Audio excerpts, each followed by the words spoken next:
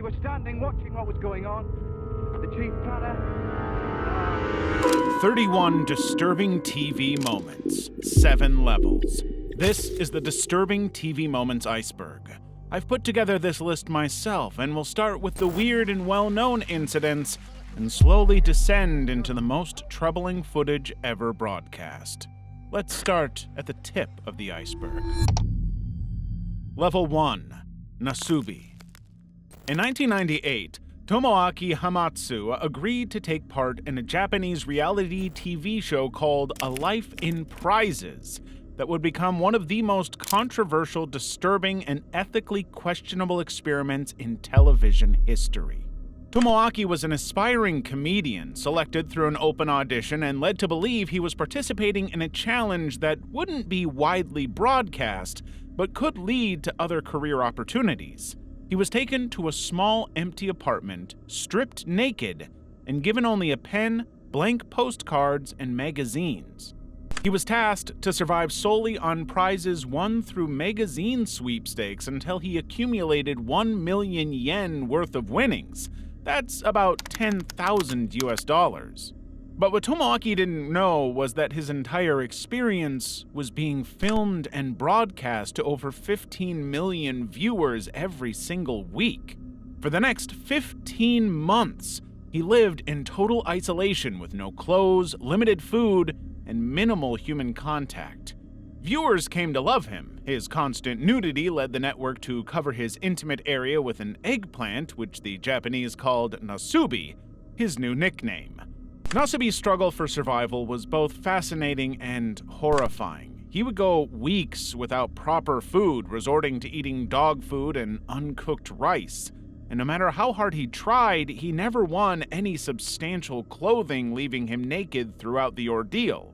The psychological toll of the whole experiment was so intense that Nasubi would often experience breakdowns, crying, and screaming, all on camera, and the public loved it.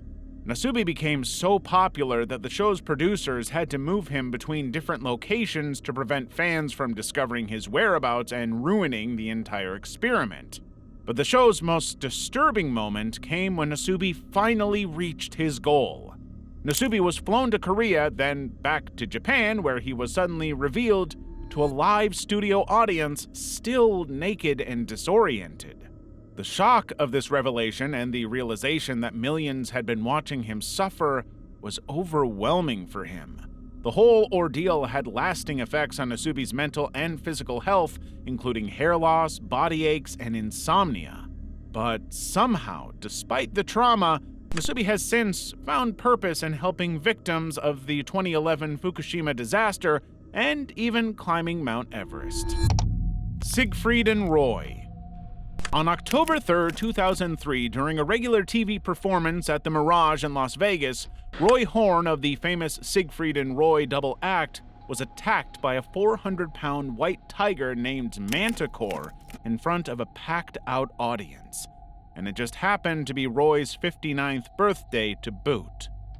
The two of them had been doing the show for a long time by this point, but on this night, Roy deviated from the usual routine, holding a microphone to Manticore's mouth and telling him to say hello to the audience. But the tiger refused, responding by biting Roy's sleeve. Roy tapped on the tiger's nose with the microphone, saying "no, no," which caused Manticore to release his grip. It was a trick that had always worked, but not tonight. As Roy retreated, Manticore lunged at him, knocking him off his feet, biting into Roy's neck, and dragging him off stage, shocking the audience of 1,500 people. The stagehands intervened using fire extinguishers to force the tiger to release him. The incident left Roy with severe injuries, including a torn jugular vein and a crushed windpipe. He also suffered a stroke and was temporarily declared clinically dead during surgery, the worst incident they had in all their years of performing. Even after doctors saved his life, Roy was left partially paralyzed on his left side, requiring extensive rehabilitation. But now, in the aftermath, conflicting narratives emerged about the cause of the attack. The duo did not want to lose their entire careers because of this one incident, so they changed the narrative, maintaining that Manticore was trying to help Roy after sensing he was having that stroke, and the story almost stuck. But then, a former animal handler for the show came forward in 2019 alleging that the official story was a lie and a total cover-up. He claimed that Roy had made crucial mistakes in handling Manticore, which led to the tiger's confusion and subsequent attack. But the story was irrelevant. The incident was more than enough proof that something was wrong. The incident effectively ended Siegfried and Roy's successful Las Vegas show, which had run for 13 years. But despite the traumatic event, Roy urged those in control not to harm the tiger, reportedly saying, "Don't shoot the cat immediately after the attack." Their request was granted. Manticore was spared, living a long life far away from German magicians. Damar Hamlin's on-field collapse. On January 2nd, 2023, the Buffalo Bills were taking on the Cincinnati Bengals during a Monday night football game. At around 8:55 p.m., Bills safety Damar Hamlin tackled Bengals receiver T. Higgins, but then the game took a disturbing, unexpected turn. After the tackle, Hamlin stood up briefly but then collapsed suddenly, unconscious, and seemingly not breathing. Medical personnel immediately rushed to his aid, administering CPR and using an automated external defibrillator to restore his heartbeat on the field. The situation was so distressing that the game was instantly suspended and later postponed as players from both teams were visibly upset, many in tears and kneeling in prayer for his safety. Hamlin was taken by ambulance to the University of Cincinnati Medical Center, where he was admitted in critical condition. In the days following the incident, there was a huge outpouring of support from fans, players, and the wider sports community. Millions of dollars were donated to Hamlin's charity fundraiser. They all turned out to support him. Hamlin's collapse was later attributed to a rare condition called commotio cordis, which occurs when a blow to the chest causes cardiac arrest. But in just 9 days, Hamlin made a remarkable recovery. He was cleared to return to football in April 2023 despite his traumatic experience. There was no doubt in his mind he was going to be back on the field and nothing would ever stop him. Level 2. Case of a Missing Son. On June 25, 2014, Charles Bethel IV appeared on the Nancy Grace Show to discuss the disappearance of his 12-year-old son, Charlie Bethel V, who had been missing for 11 days. But not too long into the live interview, Nancy Grace informed Charles that his son had been found alive and in the basement of their Detroit home. Charles was stunned. He couldn't believe what he was hearing. He said that he, his wife, the FBI, and the Detroit police had all searched the basement multiple times and never found any sign of Charlie. There was simply no way that he could have been alive, let alone in their own home. But there were many more questions from law enforcement. As it turns out, they had found Charlie barricaded behind boxes and in a large drum in an area they believed he couldn't have constructed on his own. And to add to the suspicion, they also found bedding, soda bottles, and cereal, suggesting he had been there for some time. Pretty soon, it was clear that nothing was as it seemed. The entire time, Charles had been trying to build himself an alibi on TV, but the truth was far more sinister. The investigations revealed serious problems in the home, with both Charles and his wife, Monique Dillard Bethel, later charged with child abuse of their own son. In 2016, Bethel IV pleaded guilty to fourth-degree child abuse, admitting to assaulting his son with extreme force. He was sentenced to 18 months of probation, mandatory anger management classes, and ultimately lost custody of his son. Man admits arson to TV crew. In November 2014, a local news crew rushed out to Rockville, Maryland to cover an active house fire. But when they got to the scene, they were approached by a man willing to talk about what he had witnessed at the blaze. The second the journalist asked what he thought caused the fire, he proudly opened up, admitting that it was him, a man who would only identify himself as Carlos. Nobody had any idea what to do with the fact that this strange man had just willingly admitted to committing a crime on live TV. He even didn't really care much about it, sharing as many details as he could about how he had actually committed the act, and basically incriminating himself on live TV. But almost immediately after the interview came to an end, the authorities took Carlos into custody, having all the evidence they needed to prosecute him. Berlin Poker Heist. On March 6, 2010, the European Poker Tour was being held at the Grand Hyatt Hotel in Berlin, Germany. The prize pool at the time was something above 1 million euros, a massive amount that was hugely appealing to the players and others. Around 2:30 p.m., 4 masked men armed with handguns and a machete stormed the venue, targeting the cash desk. They immediately demanded the money, 1 million euro or as much as they could physically carry. But they had committed this entire robbery in front of around 950 players and spectators, sparking a chaotic, widespread panic as participants scrambled for safety, flipping tables and seeking cover. They had also done it right in front of multiple surveillance cameras, live TV cameras, and streaming webcams. Journalists and players were updating the world on the situation through their social media accounts, all while barricading themselves from the attackers. In just a matter of minutes, the entire tournament became total, uncontrollable chaos. Somehow, despite the armed assault, no serious injuries were reported, although several individuals sustained minor injuries during the stampede to escape. And while one security guard managed to wrestle a bag containing a significant portion of the loot from one of the robbers, the gang managed to flee with 242,000 euro in cash. But it didn't last long. The footage turned out to be a blessing for the investigation, with German authorities finding 4 suspects within days after one turned himself in, identifying his accomplices without any hesitation. That's what happens when you have great footage for videos. Kinda like ours. Like and subscribe if you agree. Level 3. Monica Seles Tragedy. On April 30th, 1993, during a quarterfinal match at the Citizen Cup in Hamburg, Germany, Monica Seles, then the world's top-ranked female tennis player, was leading against Magdalena Malieva. But suddenly, a man jumped out from the crowd onto the court and plunged a 9-inch boning knife between Monica's shoulder blades. The attack left a half-inch deep wound, narrowly missing her spine and vital organs.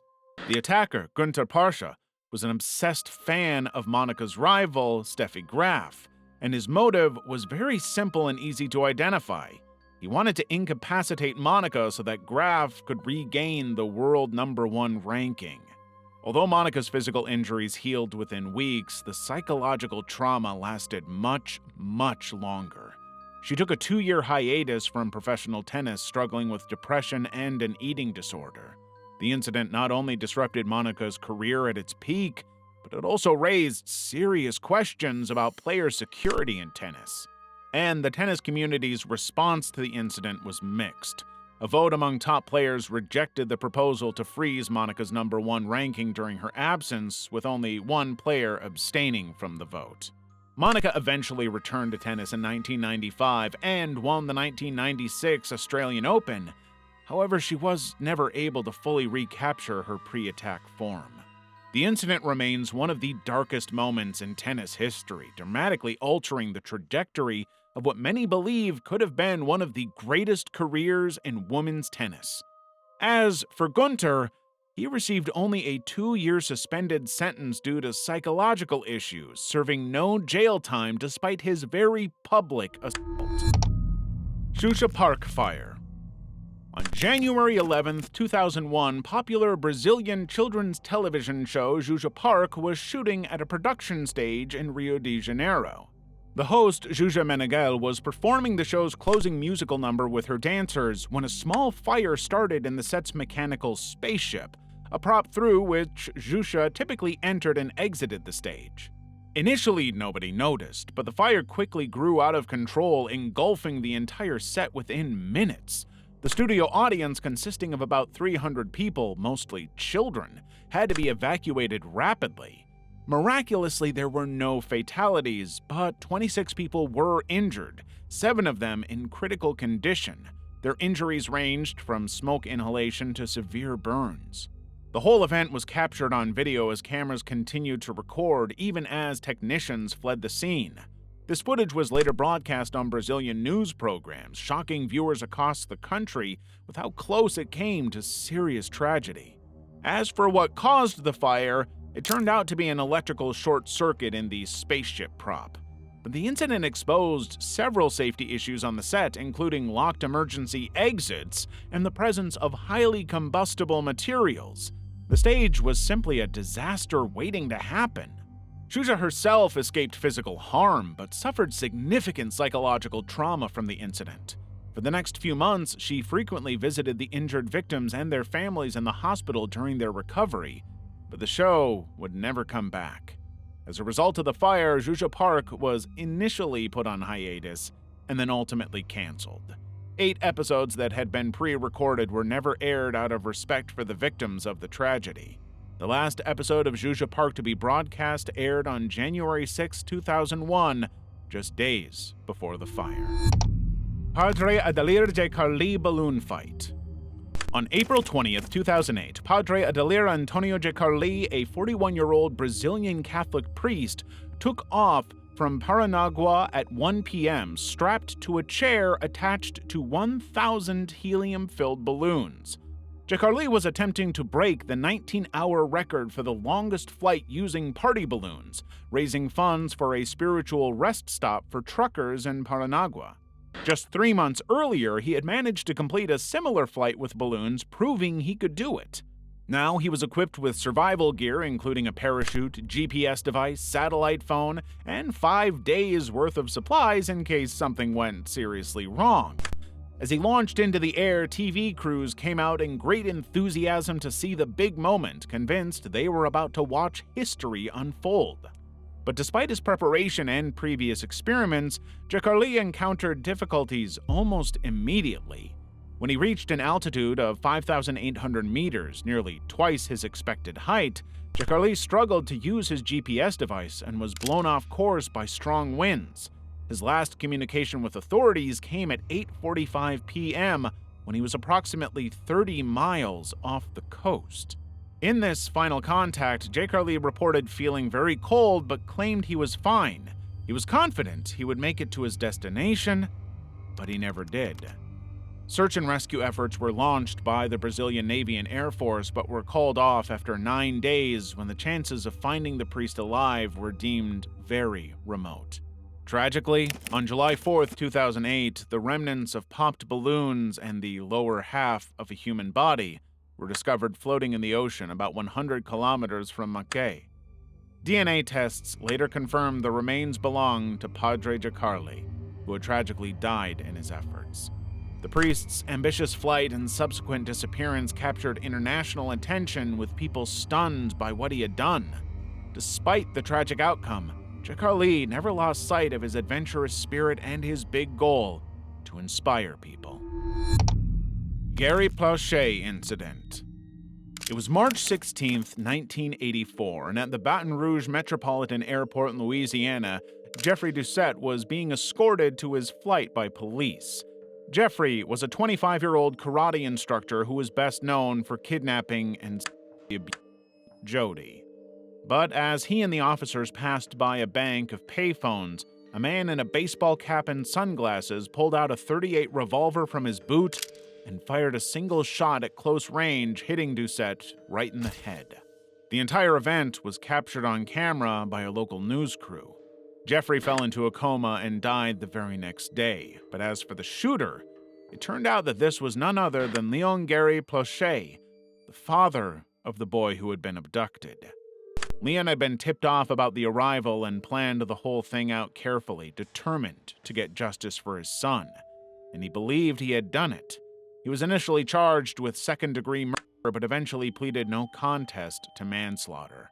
After all, he had achieved what he wanted to achieve. But in a controversial decision, he received a suspended 7-year sentence, 5 years of probation, and 300 hours of community service, serving no jail time for the murder of the man who tormented his only son. But the reaction to the sentencing was mixed at best. Some people believed that Leon deserved some kind of punishment, while others felt that what he did was perfectly understandable. Even Leon maintained that his actions were justified, stating that any parent in a similar situation would have done the same. Jody went on to write a whole book about the incident and its impact on his life, and now works to educate parents about protecting children from predators. Level 4. Jimmy Savile Scandal. For decades, Jimmy Savile was one of the most prominent and recognizable BBC television and radio personalities, known by people all over the UK for his appearances on children's television shows. But when he died in 2011, his once glowing reputation suddenly took a more sinister, unexpected turn that would forever change the landscape of British TV. In October 2012, an ITV documentary aired serious allegations of sexual abuse against Savile, leading to a huge flood of victims coming forward to share their stories. Subsequent investigations uncovered a staggering scale of abuse spanning 6 decades, with victims ranging anywhere from 5 to 75 years old. The Metropolitan Police launched Operation U-Tree, which identified nearly 600 victims of exploitation at the hands of notable figures, with 450 alleging abuse by Savile alone. While he had publicly been a seemingly harmless, slightly kooky personality, Savile's celebrity status and charitable work provided him with unrestricted access to vulnerable individuals in various instances, including hospitals, schools, and BBC studios. And he exploited that trust to his own depraved, sinister ends, committing acts too sick and twisted to even mention.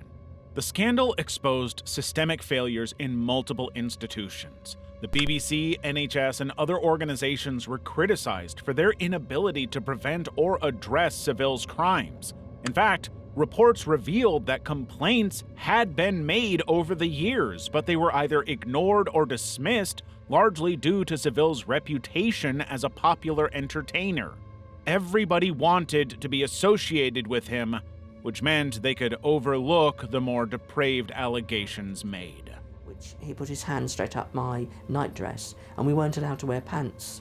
So I was, unfortunately, I could do nothing. I couldn't stop him, because Broadmoor staff would have punished me if I stood up and said what he was doing. They wouldn't have believed me, and they would have just punished me. But the revelations had far-reaching consequences. It led to numerous investigations, including those within the BBC and NHS, sparking a nationwide conversation about child protection and the handling of sexual abuse allegations, and a major reckoning for these long-respected institutions. To Catch a Predator, Lewis Conrad Incident.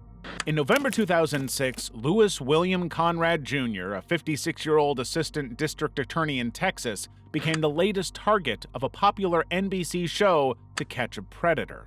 Conrad had allegedly engaged in explicit exchanges with a decoy posing as a 13-year-old boy. But unlike other suspects who were lured to a sting house, Conrad never appeared at the predetermined location, which was a real problem for authorities.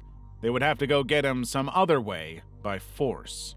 So on November 5th, NBC's Dateline crew, along with local police, decided to confront Conrad at his home in Terrell, Texas. They obtained search and arrest warrants, which were rushed and wildly inaccurate. A SWAT team was called to the scene, and they forcibly entered Conrad's house. But as the police entered, Conrad reportedly said, "I'm not gonna hurt anybody," before shooting himself in the head with a Browning .380 pistol. Conrad was airlifted to a Dallas hospital but was pronounced dead within an hour. But the incident instantly sparked controversy. Critics argued that the show's methods bordered on entrapment and that the presence of TV cameras may have caused more stress and even contributed to Conrad's decision to take his own life. In the aftermath, Conrad's sister Patricia filed a $105 million lawsuit against NBC Universal, alleging that the network was responsible for her brother's death and the harm to his reputation. In 2008, NBC settled the lawsuit for an undisclosed amount, describing the agreement as amicable. But it didn't change the fact that the show cost a man his life before anything was truly known. The Jenny Jones Show Tragedy.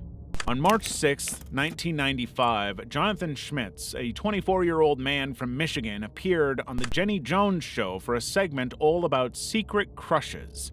Unbeknownst to Jonathan, his friend Scott Amateur, 32, was also there to reveal his romantic feelings for him. During the taping, Scott shared his fantasies about Jonathan, which involved strawberries, whipped cream, and a hammock. Okay, you think about you have fantasies about him?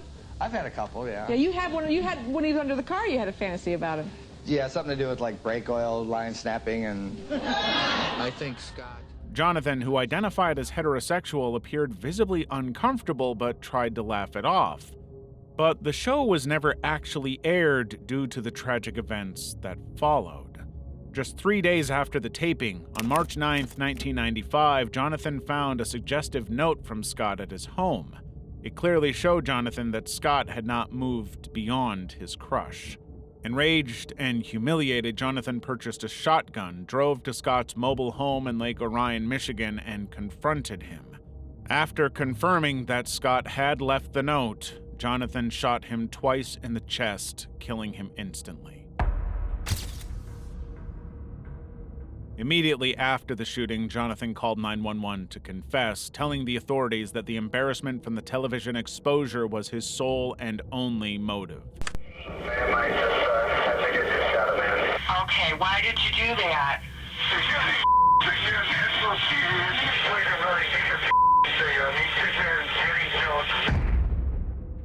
He was arrested and charged with first-degree murder almost immediately.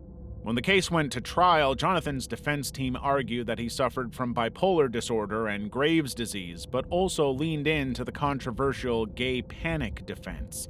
He claimed that he only lost control and Scott because he made an unwanted advance, thereby making himself a so-called innocent. In 1996, Jonathan was convicted of second-degree murder and sentenced to 25 to 50 years in prison. His conviction was initially overturned on appeal, but he was retried and found guilty again in 1999. He served nearly 22 years before being released on parole in 2017.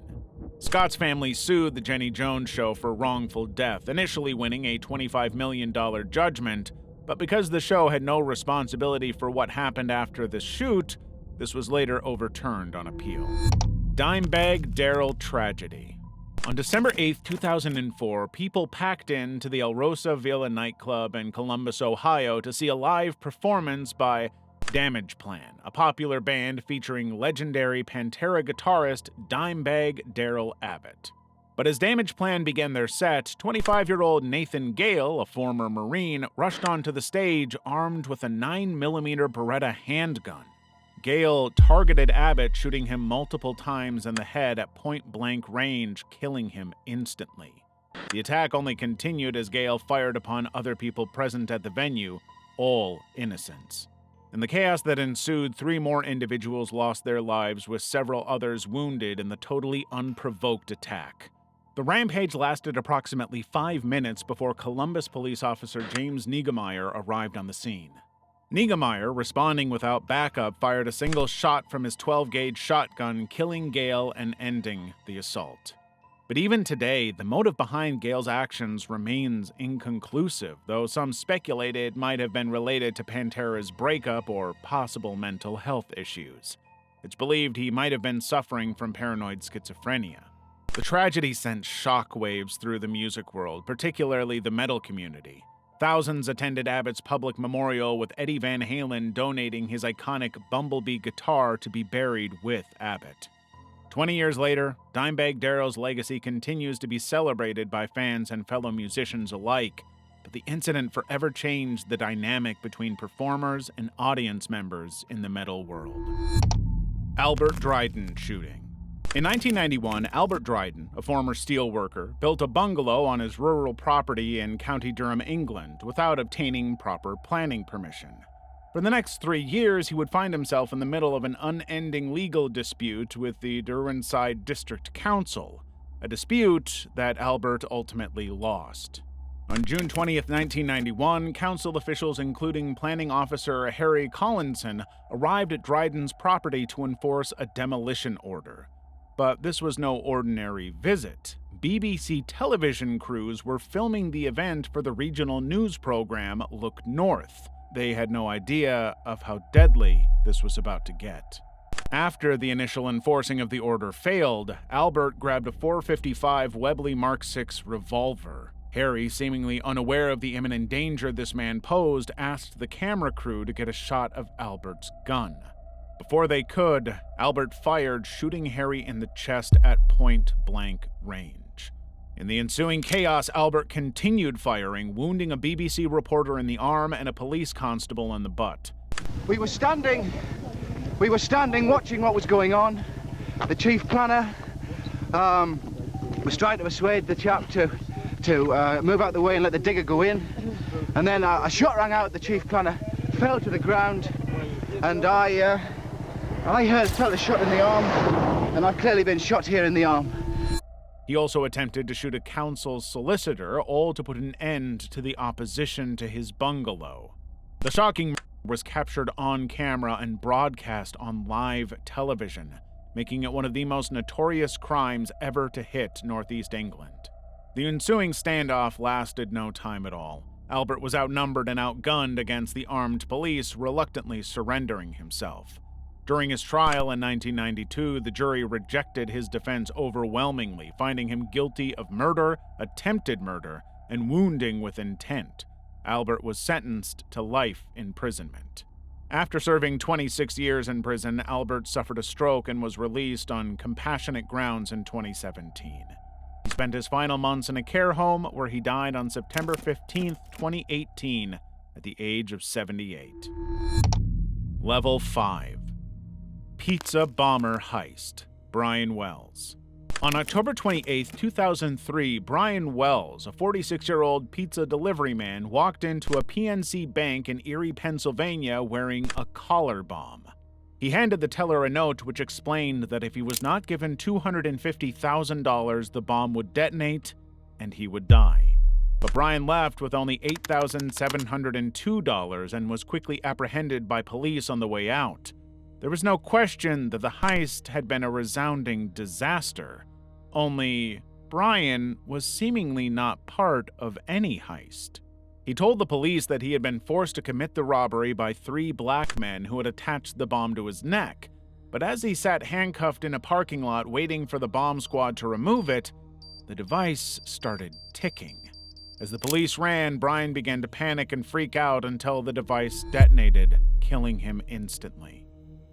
But in the aftermath of his death, the investigation revealed a shocking twist. Wells was not an innocent victim at all.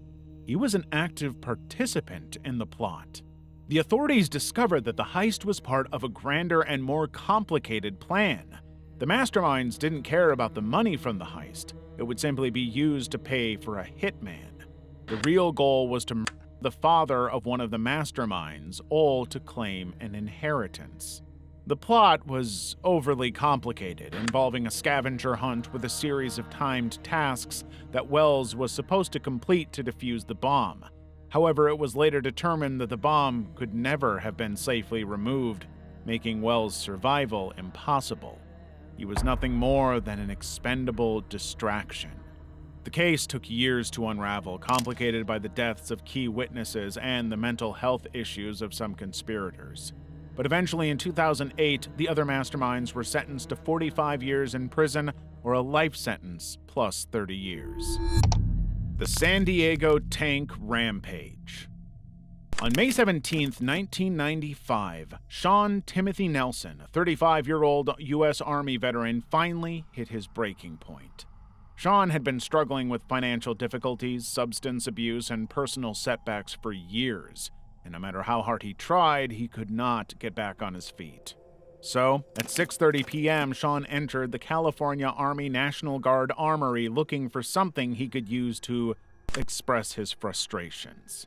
After failing to start 2 tanks, he successfully activated the 57-ton M60A3 Patton tank. Suddenly, Sean crashed through the armory gate and drove the tank through residential neighborhoods. For the next 23 minutes, Sean crushed over 40 vehicles, destroyed utility poles, fire hydrants, and traffic lights, leaving a trail of destruction and cutting power to approximately 5,100 homes. As Sean maneuvered the tank onto the highway, police pursued, but they were largely powerless against the intensely armored vehicle.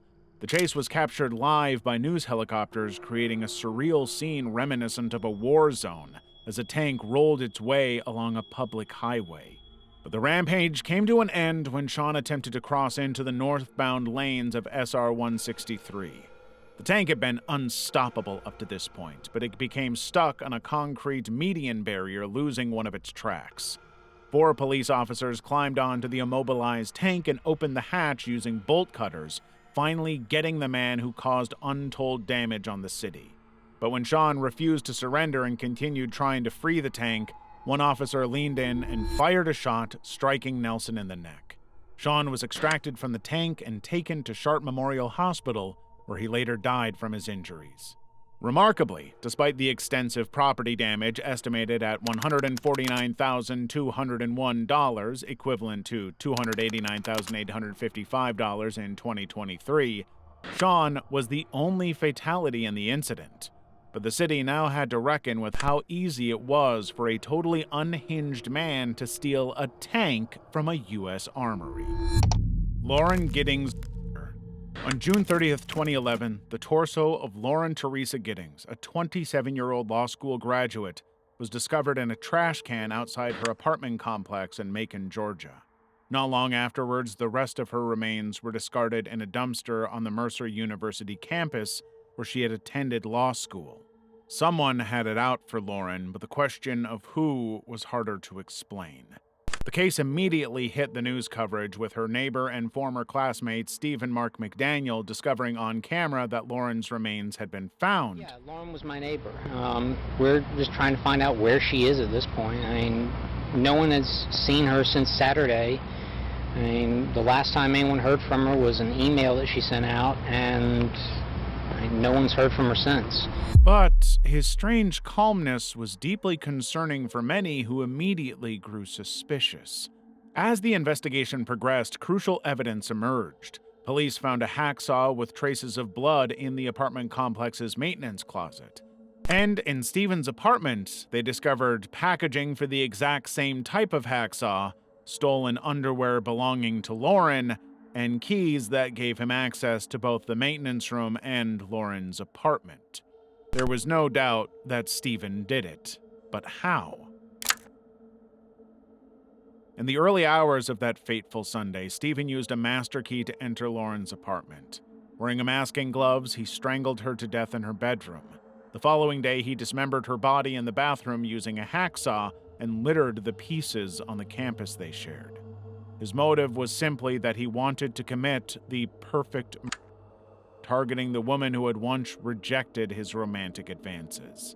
On August 2nd, 2001, Stephen was charged with first-degree murder and later accepted a plea deal, confessing to the crime in exchange for avoiding the death penalty. He was sentenced to life in prison with the possibility of parole after 30 years. Despite extensive searches, the rest of Giddings' remains have never been found. Good Guys hostage crisis. At approximately 1 p.m. on April 4th, 1991, 4 armed Asian males entered a Good Guys electronics store in Sacramento, California, taking 41 employees and customers hostage. The hostage takers were armed with just 3 pistols and a shotgun, but they didn't want money, electronics, or anything. All they wanted was to gain notoriety and express frustration with their lives in the United States. Over the next 8 hours, the gunmen found themselves standing off with the authorities, locked in negotiations.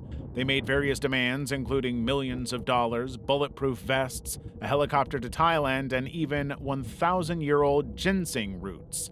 And the whole time, the crisis was broadcast live on television. As negotiations with law enforcement dragged on, the hostage takers became increasingly erratic and violent. They forced hostages to play deadly games and began shooting at security cameras.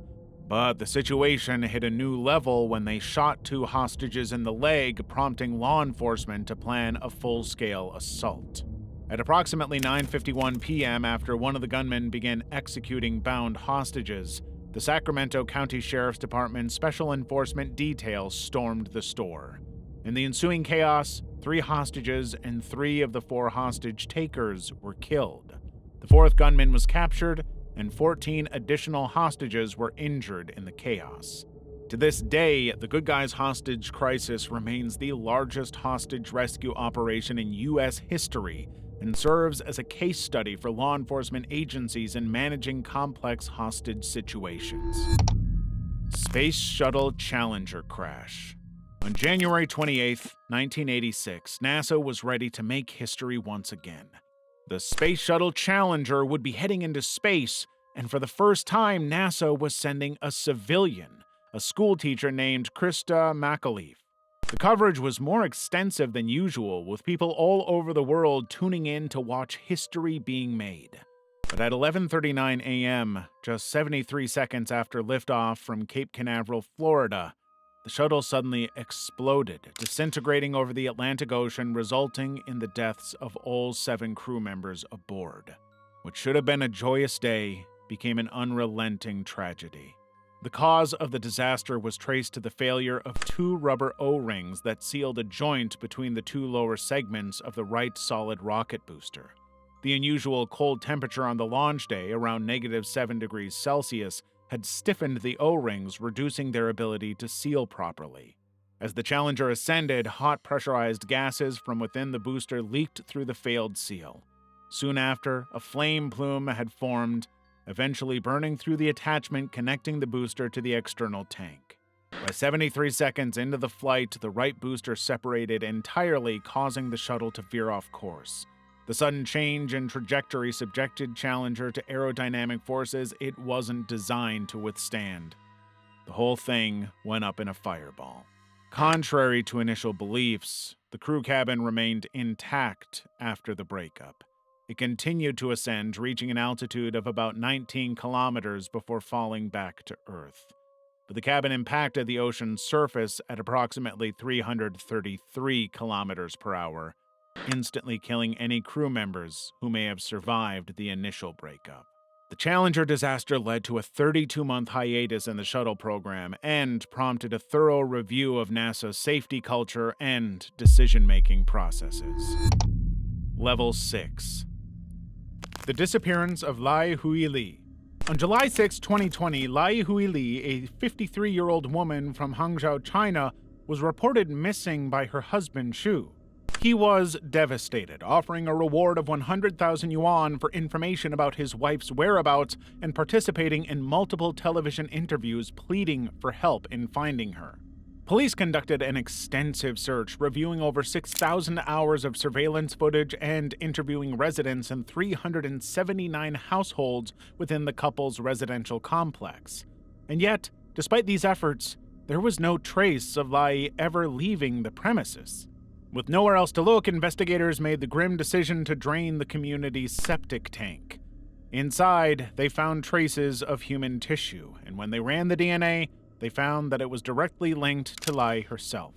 What initially appeared to be a mysterious disappearance soon unraveled into a gruesome case, and one man was more suspicious than any other.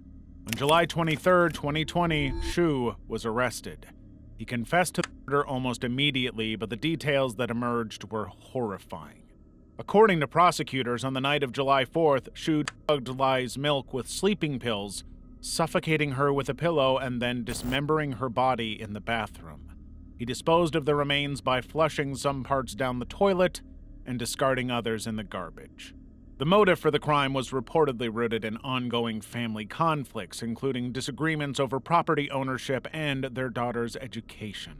Shu's trial began on May 14, 2021 at the Hangzhou Intermediate People's Court, where he faced charges for the premeditated murder of his wife. He was ultimately sentenced to death for his crime and eventually executed in 2023. The hijacking of Bus 174. On June 12, 2000, Sandro Barbosa do Nascimento, a 21-year-old homeless man with a troubled past, boarded Bus 174 in Rio de Janeiro, Brazil. Every day, dozens of locals got on this same bus to go to work in the city. But today, they wouldn't make it to work. Sandro pulled a gun and announced that the bus was being robbed. A passenger quickly alerted the police, leading to the bus being surrounded by law enforcement, media crews, and onlookers, all of whom wanted to see how the police would handle the situation. But all negotiations failed miserably, with Sandro's demands for weapons and a new driver being quickly rejected. He felt he had no choice but to threaten the lives of the hostages until the police took him seriously. By this point, news crews had every angle covered, turning their live coverage of the event into a movie-level ordeal. It took 4 hours before the siege was brought to an end. Sandro had enough, deciding to leave the bus with a hostage to protect himself, but the police were ready to end this once and for all. As they tried to intervene, one officer accidentally shot and killed the hostage, confusing Sandro just enough to take him down, pushing him into the back of a police car. Sandro did not survive the incident. He was suffocated to death by police officers in the back of the vehicle. The situation officers claimed was a botched attempt at sedation, but the circumstances remain controversial even today. It was later discovered that Sandro was one of the survivors of the infamous Candelaria massacre, which saw real police opening fire on homeless young people, once again drawing the public's attention to Brazilian police's continued mishandling of critical situations. Sydney Siege. At 9:44 a.m., on an otherwise typical December day at the Lint Cafe in Sydney, Australia, Manharan Monas, an Iranian-born Australian citizen, walked in, pulled a gun, and took 18 people hostage. Monas had a history of criminal charges and mental instability, but he also had a mission to achieve here. He forced hostages to hold up a black Islamic banner in the cafe window, claiming to be acting on behalf of the Islamic State, though his true motives remained unclear. For all they knew, he was just making that up. The siege lasted for 16 hours, during which 5 hostages managed to escape. Throughout the ordeal, police adopted a contain and negotiate strategy, hoping to try and resolve the problem with diplomacy, not weapons or force. But at approximately 2:03 p.m. on December 16th, Monas fired his first shot. 10 minutes later, he executed cafe manager Tory Johnson to send a message. By this point, police could no longer contain or negotiate. They had to act. The police are being tested. The public is being tested. But whatever the test, we will face it head on. The police stormed the building, but during the raid, Monas was killed, and tragically, so was a hostage who got caught in the crossfire. 3 people died, including Monas himself, but 3 other hostages and a police officer were injured in the crossfire. In the aftermath, questions were raised about the police response and decision-making during the crisis. The contain and negotiate strategy was widely criticized as being inconceivably stupid. Even a coroner's inquest in 2017 ruled that police should have entered the cafe sooner, specifically after Monas fired his first shot. The event is remembered annually, with memorial services held in Martin Place to honor the victims and the resilience of the Sydney community. Daniel Victor Jones incident. Daniel Victor Jones, a 40-year-old maintenance worker from Long Beach, California, had just been diagnosed with cancer. He was already HIV positive and struggling to pay for his medical treatment, but now he was all but certain he was going to die, one way or another. He had nothing to lose. On April 30th, 1998, at around 3 p.m., Daniel drove his pickup truck to the interchange between the Harbor Freeway and the Century Freeway. He climbed out, retrieved a loaded shotgun, and started pointing it at passing vehicles. The police quickly mobilized to contain the situation, closing both freeways. But Daniel called 911 himself, expressing his distress over mistreatment by health maintenance organizations, or HMOs, and the difficulties he faced in accessing medical care. During the 50-minute standoff, Jones unfurled a banner reading, "HMOs are in it for the money. Live free, love safe, or die," which he displayed for news helicopters covering the incident live. He also threw a satchel containing a pre-recorded videotape over the freeway wall, which would later be recovered by authorities. As the situation escalated, Jones set his truck on fire with a Molotov cocktail. He emerged from the vehicle engulfed in flames, managing to extinguish himself, but leaving his dog Gladys to perish in the burning truck. In a final shocking act broadcast live on television, Jones retrieved his shotgun from the truck, placed it under his chin, and fatally shot himself at approximately 3:50 p.m. The graphic nature of the incident stunned viewers, especially as it interrupted afternoon programming. Jones' was a protest against the healthcare system he felt had failed him. The videotape he left behind revealed his struggles with his illnesses and his decision not to continue fighting. But the message was clear. He wanted to highlight issues surrounding healthcare access and the responsibility of media to cover it. Issues that continue to be relevant today, as we've seen in more recent incidents. Level 7. Munich Olympics Massacre. On September 5th, 1972, during the Summer Olympics in Munich, West Germany, 8 members of the Palestinian militant group Black September infiltrated the Olympic Village. At approximately 4:30 a.m., the terrorists scaled a 2-meter fence and forced their way into the building housing the Israeli delegation. Wrestling referee Josef Gottfried and coach Moshe Weinberg attempted to resist the takeover, but Weinberg was shot and killed instantly. The terrorists then took 9 Israeli athletes hostage, demanding the release of 200 Palestinian prisoners in Israel and 2 members of the German Red Army faction. As news of the attack spread, the world watched in shock as the situation unfolded further. The Olympics were suspended for a day as negotiations began.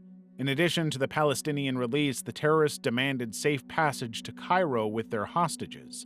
German authorities agreed, but they were secretly planning an ambush at Fürstenfeldbruck Air Base. Unfortunately, that rescue attempt was just about to make the whole situation much, much worse.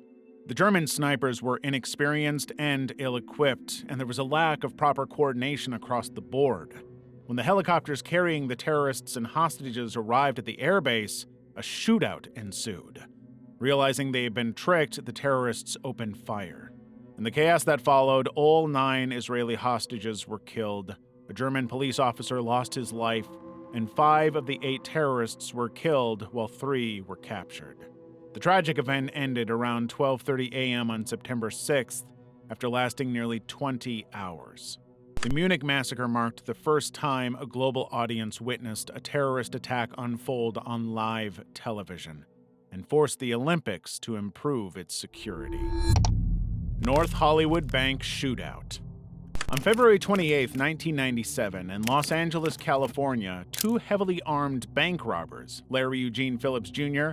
and Emil Dechabal Matasereno, attempted to rob a Bank of America branch in North Hollywood. At 9:17 a.m., the robbers entered the bank wearing body armor and carrying modified automatic weapons. They announced their presence by firing shots into the ceiling to intimidate customers and staff, forcing their way into the vault, only to discover much less money than expected. It turns out the bank's delivery schedule had changed, a critical detail they would have known had they fully planned the heist out. Larry and Emil exited the bank with approximately $303,305, but they were immediately confronted by LAPD officers. Instead of surrendering, the robbers opened fire, initiating a brutal 44-minute gun battle. The police found themselves severely outgunned.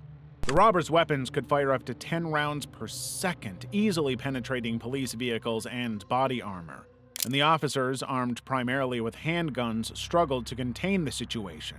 Larry and Emil fired over 1,100 rounds, injuring 11 officers and 8 civilians. And when they got the chance, the robbers attempted to flee, but Emil betrayed his fellow thief, taking off in a vehicle and leaving Larry behind on foot. As the police closed in, Larry began to realize he had no chance of escaping this mess he had created. With news helicopters covering the whole thing, Larry was cornered and severely wounded by gunfire. He decided, in front of the world, to take his own life. Emil didn't get much further. While the armor had protected him, he had been hit 29 times in his unprotected legs and bled to death after attempting to hijack a civilian vehicle. The North Hollywood shootout had exposed the inadequacy of police equipment against heavily armed criminals. As a result, the LAPD received 600 M16 military rifles from the Pentagon to better prepare for similar situations in the future. The Station nightclub fire. On February 20th, 2003, in West Warwick, Rhode Island, the band Jack Russell's Great White were performing at the Station nightclub, a small but hugely popular venue in town.